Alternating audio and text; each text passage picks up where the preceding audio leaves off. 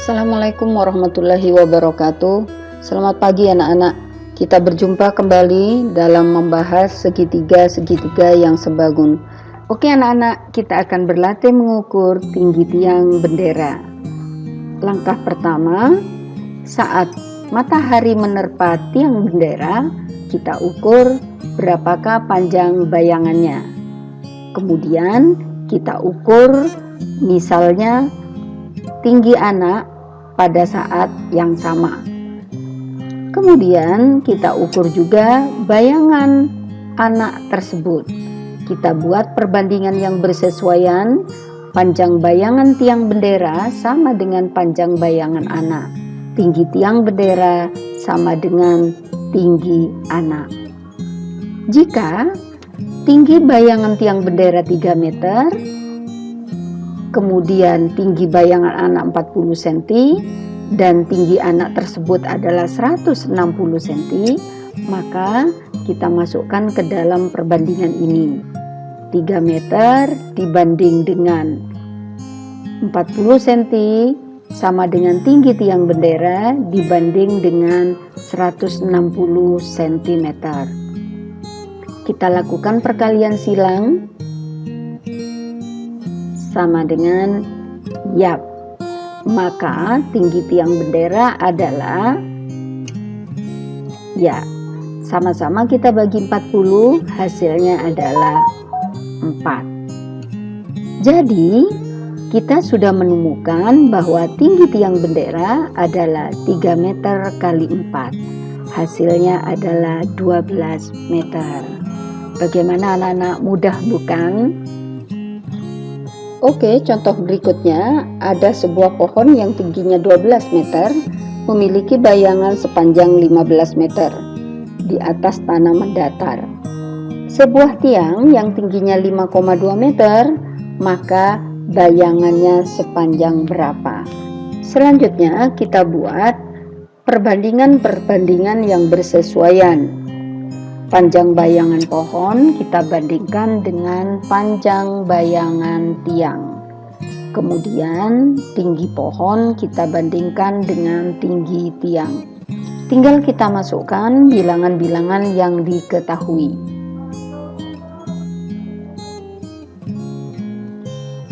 Kemudian kita kalikan silang. Yap. Maka panjang bayangan tiang adalah, kemudian 15 dan 12 sama-sama kita bagi 3, hasilnya yang di atas adalah 5, yang bawah 4. Kemudian kita hitung, hasilnya adalah 6,5 meter. Yap. Oke, contoh berikutnya.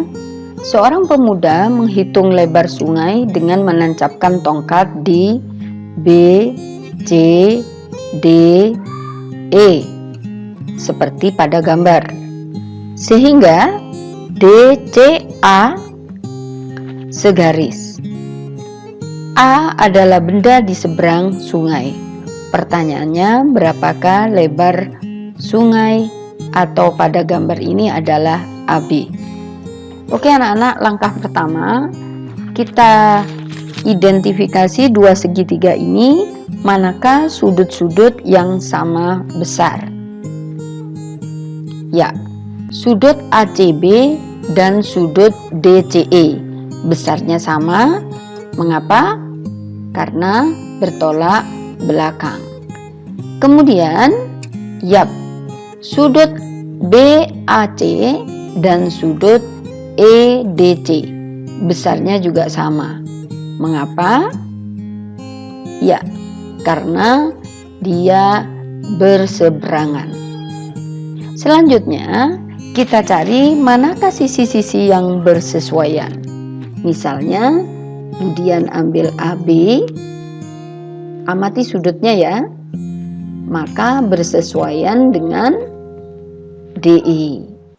Kemudian AC bersesuaian dengan CD. Terakhir BC bersesuaian dengan CE. Ya, Dari perbandingan sisi-sisi yang bersesuaian ini, kita cari manakah yang diketahui dan manakah yang ditanyakan. Kita mulai. AB ditanyakan. Kemudian DE diketahui, yaitu 4. Kemudian kita ambil BC, yaitu 12.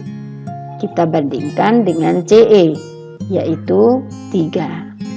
Setelah itu kita lakukan perkalian silang seperti biasanya.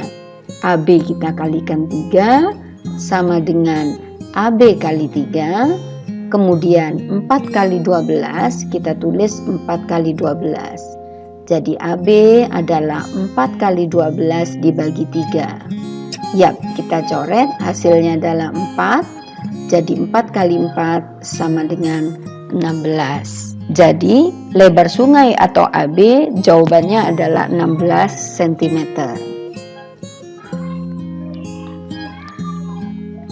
Oke, selanjutnya suatu gedung tampak pada layar televisi dengan lebar 32 cm dan tingginya 18 cm. Jika lebar gedung sebenarnya 75 kali lebar gedung yang tampak pada televisi, maka berapakah tinggi gedung sebenarnya? Sekali lagi kita buat perbandingan yang bersesuaian. Lebar gedung di TV kita bandingkan dengan tinggi gedung di TV. Seterusnya, lebar gedung sebenarnya kita bandingkan dengan tinggi gedung sebenarnya. Tinggal kita masukkan lebar gedung di televisi 32, kemudian tinggi gedung di televisi 18, lebar gedung sebenarnya adalah 75 kali 32. Tinggi gedung sebenarnya ditanyakan. Kita lakukan perkalian silang. Yap, 32 kita kalikan dengan tinggi gedung sebenarnya sama dengan 75 kali 32 kali 18. Jadi tinggi gedung sebenarnya adalah 75 kali 32 kali 18 dibagi 32. Tinggal kita coret. Yap, hasilnya adalah 1350 cm. Yap, jawabannya adalah 13,5 meter. Anak-anak, demikianlah dulu beberapa contoh soal kesebangunan dan segitiga sebangun. Anak-anak, kalian akan kemudian beri soal, kemudian kalian coba kerjakan dengan menyimak latihan-latihan ini.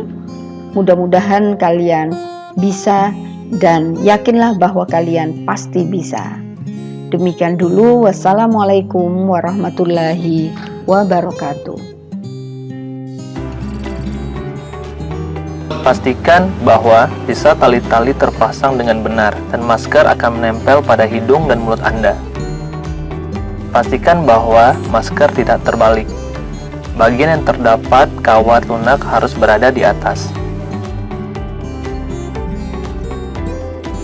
Lipat masker menjadi 2 bagian dan pastikan bagian lipatan pada tengah masker terpasang dengan baik di tulang hidung Anda. Gunakan masker membentuk bagian hidung sebelum masker dipanjangkan ke bawah untuk menutupi seluruh area mulut dan dagu. Buka masker.